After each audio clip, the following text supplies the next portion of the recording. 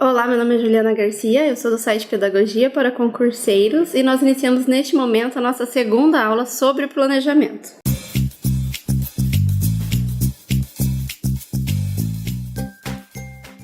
Na primeira aula, nós falamos então sobre os aspectos gerais do planejamento, demos várias dicas, informações e também liberamos o acesso prêmio para quem quisesse conhecer e ver a aula na íntegra. Essa próxima aula ela será somente uma dica e aula completa e será lá no acesso prêmio, desta vez somente para assinantes. Quando nós falamos então modalidades ou tipos, porque as questões vão pedir de você o conhecimento exatamente desta forma, ou sugerindo que deseja saber as modalidades ou os tipos de planejamento, e a maioria das vezes ele vai apenas informar um dos tipos de planejamento e vai solicitar de você uma informação. Agora vamos falar então o que você deve estudar quando o assunto for modalidades de planejamento. A primeira informação que você precisa ter então é a diferença entre o planejamento e um plano. Em alguns momentos será necessário também que você saiba, além do que é um plano, um planejamento, as alternativas também vão solicitar informações sobre programa e projeto, mas esses dois últimos itens são cobrados com menor frequência. Mas voltando então às modalidades de planejamento, você deverá saber qual é a função do planejamento do sistema de educação, qual é a função do planejamento curricular, qual é a função do planejamento escolar, qual é a função do planejamento de aula e qual é a função do planejamento de ensino. Quando você for iniciar esses estudos, dê um enfoque principalmente na diferença entre planejamento de ensino e planejamento de aula. Muitas questões vão cobrar de você a diferença desses dois tipos de planejamento. Seguindo então o conteúdo do planejamento, o planejamento normalmente ele tem como o próximo passo a realização de um plano. E é por isso que as questões vão solicitar de você então o conhecimento e a relação de quais são os planos que são utilizados após cada tipo de planejamento. Então você deverá saber o que é o Plano Nacional de Educação. Ele vai solicitar também se você tem conhecimento sobre o que é um plano de curso, plano escolar, plano de ensino e o plano de aula. Esse conteúdo diferente da primeira aula, que era mais conceitos e a compreensão da realidade para aplicação na questão, ela vai exigir de você mais memorização. Então, por isso, quando for fazer e estruturar essas informações, faça diagramas, faça caixas explicativas, utilize todos os recursos que você pode utilizar, porque as questões vão cobrar de você, além do conhecimento de cada uma dessas informações, e não são poucas informações, ela vai também testar se você conhece a diferença entre cada uma delas. Prevendo isso, é importante que você faça todas as verificações necessárias, porque durante a prova eles vão tentar te confundir. Falando desse assunto, vamos falar então quais são as principais distrações que serão utilizadas quando o tema for modalidades ou tipos de planejamento escolar. As distrações que aparecerão na sua prova quando o tema for as modalidades do planejamento escolar serão basicamente 3. Apesar do número de distrações ser pequeno, essas distrações são bem chatas de localizar durante a sua prova. Por isso, este é um tema que você deve ter muita atenção na hora que for fazer as questões. Primeira forma de distração, ele vai inserir ou conceitos de projeto político-pedagógico ou conceitos de avaliação para que você acredite que ele é um conceito do planejamento. Então, sempre que aparecer informações do projeto político-pedagógico ou de avaliação, verifique se ele não está confundindo os conceitos ou mesmo deixando de lado a questão. Ou seja, a questão era sobre planejamento e ele te der várias alternativas de projeto político-pedagógico, a única que não falar sobre projeto político-pedagógico provavelmente será a sua resolução. Distração número 2 é a principal distração que vai aparecer na sua prova. Ele vai trocar todos os conceitos. É neste item que vai aparecer uma grande quantidade de questões tentando te confundir, especialmente em relação ao planejamento de ensino e ao planejamento de aula. Eles vão tentar trocar bastante os conceitos e é por isso que eu já avisei que você deve estudar bastante esse conteúdo. E, para finalizar, eles vão tentar fazer aquela negativa. No caso do CESP, além da negativa, ele vai fazer os jogos de palavras, ou seja, se a questão ela tem um sentido de vincular a educação ou vincular o planejamento, a palavra vai aparecer como desvincular. Ou usando outro exemplo, se uma ação é dependente da outra, a alternativa vai inserir então o independente de outra. Esse é um tipo de jogo de palavra que o CESP adora e nessa essas questões vai aparecer bastante. As outras bancas, elas vão seguir o mesmo raciocínio, só a forma de fazer que será diferente. Ao invés de fazer o jogo de palavras, ela vai trocar o sentido da frase. Usando o mesmo exemplo, então, quando uma ação for vinculada, ao invés de utilizar o desvinculada, que seria uma prática do CESP, ela vai utilizar ela não será vinculada. Ou então, ao contrário, quando não for vinculada,